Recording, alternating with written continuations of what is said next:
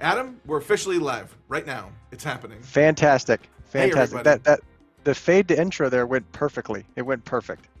Yeah, It went great. guys, listen, we had some technical issues, but just so you know, it was all working flawlessly up until the point it did not. So, technology, what are you going to do? Hey. If you had someone that could help you out with that, that'd be always good to tap onto them. You got call if you had someone to call in Mm-hmm. moment of crisis or something like that. But I thought that was flawlessly done. I think it only took you 2 minutes to figure out what went wrong and reboot and recenter.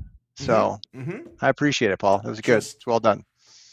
Adam, it's all about living in the moment. It's about kind of sensing what's wrong and then attacking it. So, Speaking of what's wrong, I decided to get a haircut today, ooh, and smooth transition. Let's talk. yeah. I walked next door, and the lady did a great job, but I kind of got the enlisted high and tight on accident. Like I just said, hey, give me a medium fade, Mm-hmm. and There's nothing it medium was it about was that. it, there wasn't it was a medium. No, That's it no wasn't medium. I medium. haven't got a haircut in like a year because the whole pandemic and everything like that. But um, decided I was going to go treat myself and get a haircut. Didn't work out. Well, So. take it in, ladies and gentlemen. This is Adam's first haircut in a year, and they blew it. Yeah, well, you know, it's, Well, it's the Adam, way it you goes. you got a You got to fantastic manage your scalp. risk. You got to manage your risk in all things. And it was a new barber, and didn't bring pictures or anything like that. Didn't come to the table with my outcome kind of identified. And if you don't do that, sometimes you end up looking like a new recruit. Did the barber So. warn you? Hey, it's my first day, and all I can do is make somebody look like they joined the army or Marines or Navy. No, well, they did a really good job. They did like the straight razor and all that kind of stuff, and it was like Oh, I kind of like just the hey, just give me the buzz, mhm, get it, knock it out real quick. I'm not too picky on my fade, sure. but she's got the lines going and stuff like that. I'm like, oh, I'm the wrong kind of guy for that. That's all right, but All right, okay. Well, Adam, yeah, everything's going great today. It's going great for me yeah, over the tech. It's going great for your haircuts. yep, yep. So, You know what, Adam? I so guess what we got? it's all about expectations and making sure that that contract that you enter into with somebody is all hammered out beforehand. Yeah, yeah. Yeah, Business outcomes is what you got to focus on. which is So, what we're here to discuss: business outcomes. Well, not business specifically. Today we thought we'd tackle about managing data in three situations where your business needs some data management help. correct. Absolutely, Correct. absolutely. It's a Yeah. lot going on. Lot of things that are up in the air with folks trying to manage their operations, their input costs, all that kind of good stuff. So, talking about, yeah, today we're kind of talking about, some signs that you might need to be managing your data a little bit closer. Yep. Nice. Well, let's. How's your week? Well, you know what? Let's start here. How's your week? Everything going well, other than the haircut? Other than the haircut, everything's going good. Weekend was solid. Nice. It's good. It was a good little break. We had some IRs kick off. Some things got a little active. Got a new partner. Got a new partner called in and got introduced to us. So that's always exciting. Mm-hmm. Starting up a new relationship there, Nice. helping out an organization. So all in all, it was a good weekend. How about you? Great. Yeah. No, pretty mellow around here. Went for some drives. Went for some hikes. It was a good weekend. Nice. Right Yeah. on. Right on. All right. Well, niceties out of the way. Let's get down to it.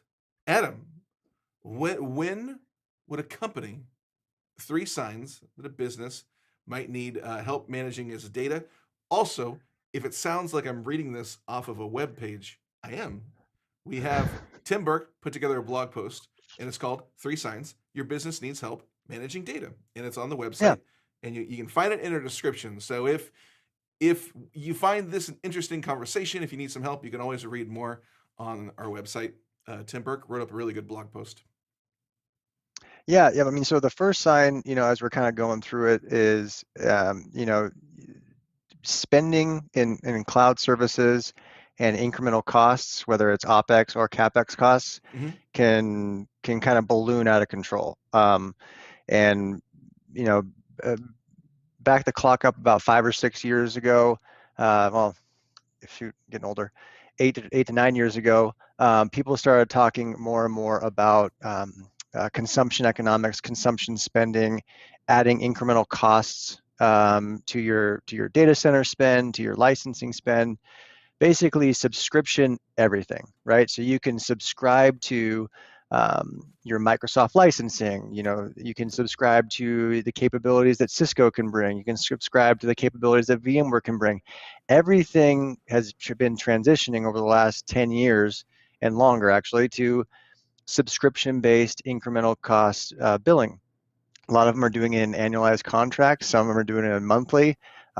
Even more and more of the hyperscalers, so the AWSs, the Azures, the Google Clouds, those guys are doing it in minutes and hourly billing, right? So um, you can leverage all sorts. Basically, everything in the IT world can be leveraged from a subscription standpoint, Mm-hmm. and that's awesome. That's a great capability. But like we always talk about here is, the greater the capability and the convenience, there's a risk to that too. Is you might need to implement some discipline on those costs, right? So we've all fallen for it. Just you go to your iPhone or whatever, and you look at your current subscriptions, right? You look at what are you paying for. You might have an app on here, that you've been paying for the last year that you don't even use anymore. So something that we help organizations do, and that's really smart for folks to do at least once a year, if not quarterly, is take some time to look at your incremental costs and your subscriptions, right? Mm-hmm. What have you been bolting on to your enterprise, to your organization? What have you been adding? And are there some areas to trim the fat, if you will? Can you go back through that and audit? Okay, I have. Last week we had a great new client who was trying to understand an enterprise licensing agreement versus a incremental cost for subscription from a cloud management standpoint. So they had traditionally bought a long-term 3-year bulk license agreement, Mm-hmm. and they were trying to figure out was it would be more cost effective for them to go to a not use or lose, but I'm only going to use pay per drink model, right? There's risks and benefits and return on investment for all those types of things. Do you want to buy the house? Do you want to buy the vacation home, or just Airbnb it and or go to the nice hotel and spring for the room service? Mm-hmm.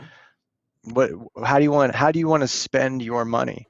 And that's where managing your data. Part of that data that's important is just the costs that go into running your business. Those can be licensing, data center, operational costs, and just general subscriptions. So Or maybe some people want to like just get a little bindle and Incredible Hulk it along the road. what? You know Incredible Hulk, the TV show, how he just went from like town to town and would. Never mind. The point is, there's formulas. There's options. There's options, Adam. Um, Got it. Yeah. yeah. Sorry. I'm listening. I got a cat that's trying to get in this room, and I'm trying to. Is he scratching at the door? No, he's just nonstop meowing, and I don't know if it's showing up on screen, and it's driving me crazy. So I can't hear a thing. I've great. been I've been I've been blabbing for the last 10 minutes. And So and Adam, I've I can. been nodding and listening, but also losing my mind over here. Listen to this cat trying to get in. We're Um, gonna see. I think the universe is gonna try to see if Paul can have a meltdown on mhm, live stream mhm. right now. Just Oh, broadcast a complete it's complete meltdown. it's doing everything it can right now. That's It's good. doing everything it can. So you want to talk about number two, Adam? I'll preface this. Number two, your business organization is growing, and you're deciding between on-site data centers, co-location, or the cloud. Yeah, it's very similar to like so one service that we provide, that we've kind of helped organizations is you document what you have today and then where you want to go and the risk associated with each. Right? A lot of people will overcomplicate IT with a lot of different kind of marketing buzzwords, but really at the end of the day, you're trying to evaluate risk. What risks are each one of these decisions going to um, bring up for my business, and then how do I effectively plan for each one of them, and what are the kind of what's the give and take? What's the man, I'm an econ major. I'm totally blanking on this. Not risk reward, but opportunity cost. There we go. Thank you. Econ 101. What's the opportunity cost of making one decision A versus decision B? And that's something that our company does a lot of, is help organizations select, okay, you have, let's call them on-site, on-premise data center, right? Mm-hmm. So you have an on-premise data center. A lot of firms still have servers, routers, switches, their controllers for their wireless environments. They have those sitting in a telecom closet or a closet down the hall in their building, right? So they have their circuits and their carrier services coming in. They have their servers and their users in their office building or in their main location, and people access the applications locally. Still a lot of people doing that. Still a lot of people supporting their own data centers. That's all good stuff.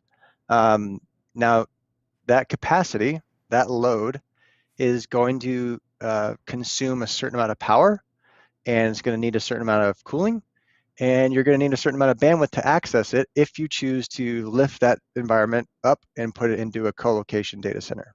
So Quest got into the co-location data center game back in 2004, 2005. We partnered with an organization. We used to be out of the Heracles facility in Natomas, and then we decided to build and operate our own facility in 2006, 2007. And then we kind of kept growing from there. So we've been helping organizations for about the last 15 years evaluate what they have on-prem, and then figure out how much power, space, and cooling and connectivity they need in a data center that they choose, or in one of our sites. We're in about 26 data centers around the globe. We own and operate 2 in Northern California, but really it's real estate. Some people can complicate it with cooling and all sorts of cool graphics and metrics, but it's a room where you put your servers, and it better stay powered up, and it better stay make sure you always got to have it. It's cool, and you got and you have connectivity to it, and you have redundancy throughout. But it's real estate, and it stays available 24/7. So that's one of the main things when you're evaluating your data on site. Are you in a location where you might lose power? Are you in a location where you might get flooded? Are fires a concern? Are earthquakes a concern? How secure is that on-premise environment? And then you look at your co-location provider. How long have they been in business? Are they financially viable? Co-locations are extremely capital intensive business models. So how are they doing there? And then what geographic location is the data center in? At the top of Tim's blog, he talks about an organization that experienced a fire. I think it was some type of a French organization over in the EU, and they lost a ton of data, for some clients. So, what kind of fire suppression does the data center have? All that kind of good stuff. So co-location is really still your gear, still your kit, still your hardware, still your software, still your responsibility. The only thing that you're kind of removing from the stack of your management is a redundant facility. A lot of times they outsource the connectivity, the power, the space, and basically maintaining those physical those facilities and operations. So great service, great area that we partner with folks in, and we do help a lot with the data center evaluations as well. So Nice. And yeah. in number 3, Tim was talking about like just how quickly technology is evolving, and if you'd like to kind of dive into that. So like one reason you might want to help us or somebody else manage your data is because how quickly the tech is evolving. Yeah. I mean, so the last thing I wanted to cover on that number 2 was the cloud. Okay. One last thing I want to cover is the cloud, because you can go on site, you got your servers, colo, you got your servers in someone else's house.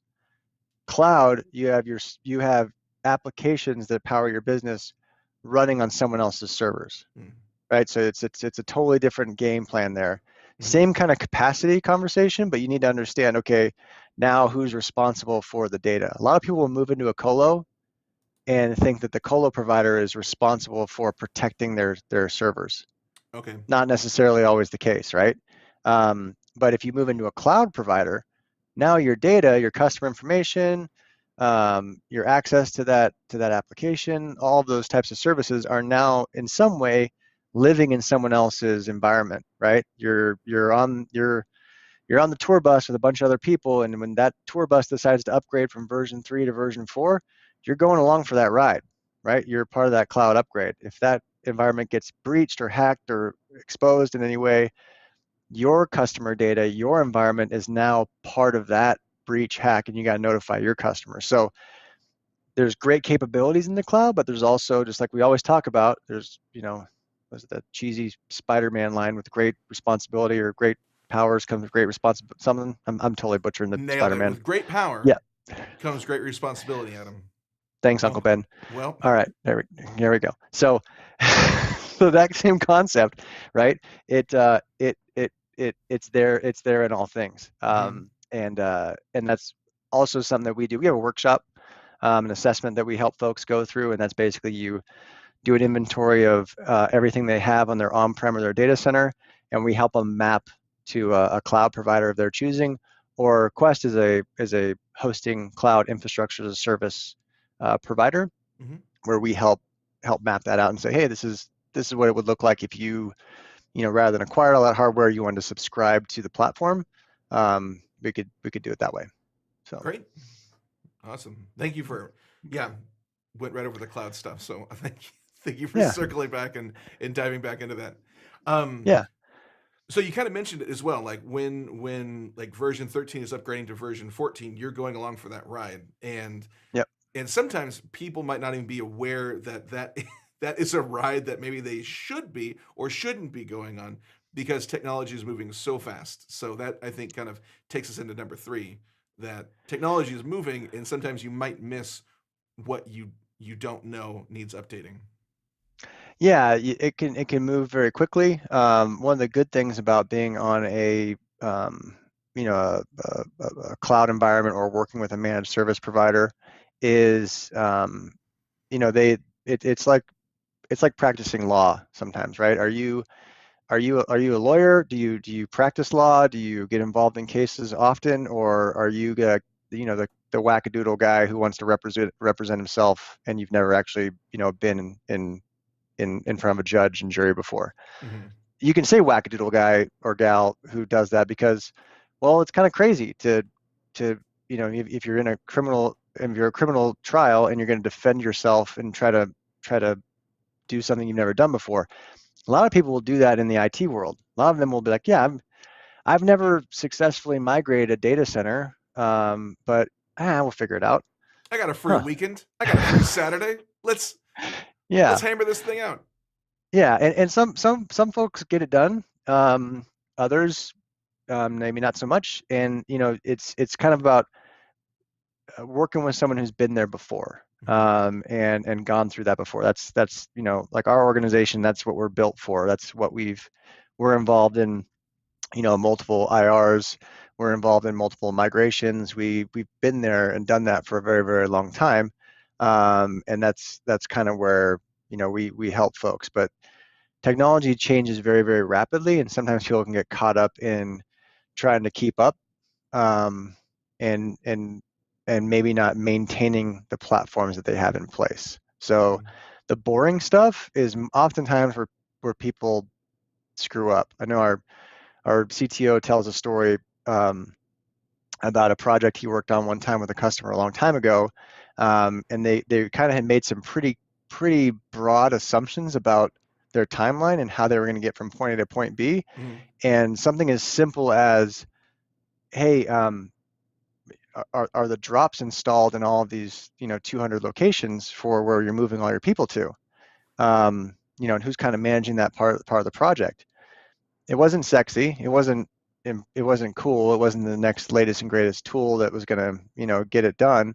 But it was something that was very, very simple, that was just overlooked, that completely tanked the project, before, of course, we got involved and helped plan that out. So technology is advancing very, very quickly. We're seeing all sorts of cool new things come on the market, and that's great. And you definitely want to try to keep up with that. But if you can spot the trends and support the trends and kind of ride them out, that's a good place to be. You don't always want to be at the leading edge of that kind of stuff. That can be you know, it can be a little complex sometimes to lead the way there. Nice. And So I want to also mention too that if you're watching this right now or you're watching this on the replay and you have a question regarding this topic, like feel free to leave it in the comments. And we see all that stuff and we use that and we use your comments and questions for ideas for future shows. So if there's something you're wondering about, there's honestly, I'm gonna sound like a second grade teacher. There's no stupid questions. So ask it. We can definitely help you out and reach out to you. If not, make an entire video about the topic. So yeah, no, yeah. it's in. We love this stuff. This is what we do. And any questions you have, love to hear them. Love to talk about what's on your mind. So, yep. So anything else regarding data management, Adam, you'd like to kind of dive into, talk about before we move on? I always want to keep a kind of a security focus, right? So, everything like we kind of talked about is risk management and maintaining a good understanding of what type of licensing and capabilities you have in place, where your data sits, who's responsible for helping you manage your platforms. Um, uh, Always good to go through those and have a good understanding. If you have doubt as far as what licensing you have, if you have doubt as far as who's helping you in the event of an emergency, or you have doubt as far as where your data is, living and operating, Mm-hmm. those are areas you want to drill down onto. We help organizations do that, and then we also, from a data management standpoint and from a risk management standpoint, backups. Make sure you have your backups in place. Test them. If you don't test them, then it might say you have a backup, but Mm-hmm. you'd be surprised how often people kind of have failed jobs that don't necessarily back up what they think they are. So just that daily discipline around backups, understanding where your data is and how readily available it is, Mm-hmm. critical to surviving, whether it's a cyber attack or just a physical, natural disaster, if you will. So. That's a great tip. Yeah, that's super important. Um, Great, Adam. So couple minutes left. Quick question: what are you watching? What's worth watching? Um, I haven't been watching that much tube. I've been listening to I don't know if you guys ever check out Fast Money on CNBC or anything like that, but the guys there have a podcast called what is it called? Off the Tape. So or I'm sorry, On the Tape with Danny Moses, Guy Adami, and Dan Nathan. Mm-hmm. I've been listening to them. I've been listening to their podcast recently, and I think it's pretty cool. They do a good job. They're the CNBC guys who talk about trades and Bitcoin and all the shenanigans in Wall Street and inflation. And I'm a big Guy Adami fan, so Oh, been nice. Very been cool. watching that recently. Yeah, Very cool. yeah. Let's see. So I am watching. Oh, I saw that new Mortal Kombat movie that came out. I watched it too. Oh yeah. My wife fell asleep at like 9:30 the other night, and I was like, "Now's my chance." Well, there's a lot of violence. I'll give There it that. is. There's a lot It of is great. violence. Yes, Yeah, it's very violent, and they were trying to yeah. jam in as many characters as possible. I mean, if you just kind of like turn your brain off for a minute and Mm-hmm. like revert back to like when you're a 12-year-old kid, Mm-hmm. fantastic movie. A lot of violence for a 12-year-old kid, Adam, but Well, okay. So it's this not is a no way is PG-13 movie. this in no way is Quest or Adam Burke advocating Yeah, youth watching the new Mortal Kombat movie. but I understand what you're Um, saying. but If you you are an know, adult, and slip into that mindlessness of a youth, I get I get yeah, what you're saying, Adam. I follow yeah, along, but be an yeah. adult and watch the It's film. like it's like Pacific Rim. Stupid, but if it's on, I'm watching it. Yeah, So you got to find out how it ends. Do these monsters lose, or do these giant robots lose? You got to know. yeah, Uh, yeah, it's a lot. That movie, Mortal Kombat, was very silly. So, but glad I yep, saw it. Glad I saw it. yep, Yeah. yep. Well, Adam, another episode in the books talking about managing your data. Flawlessly executed episode in the books. Yeah, Fantastic all around. House Adam, sprinkles. flawless victory, I think. Just a flawless Flawless victory. victory. Yes. Yes. But again, questions, leave them in the comments. And if you're interested in the blog post that we mentioned, you can read the blog post in the description. We have a link to it as well. Again, Adam and I are with Quest Technology Management, and we would love to talk to you more if you are having these issues or any other tech-related issues we can help you out with. It's always, this is what we do. We love helping out. So, great. Anything else, Adam? That is it, my friend. You guys, Awesome. everybody have a great week. We'll see you guys next Monday. See you later.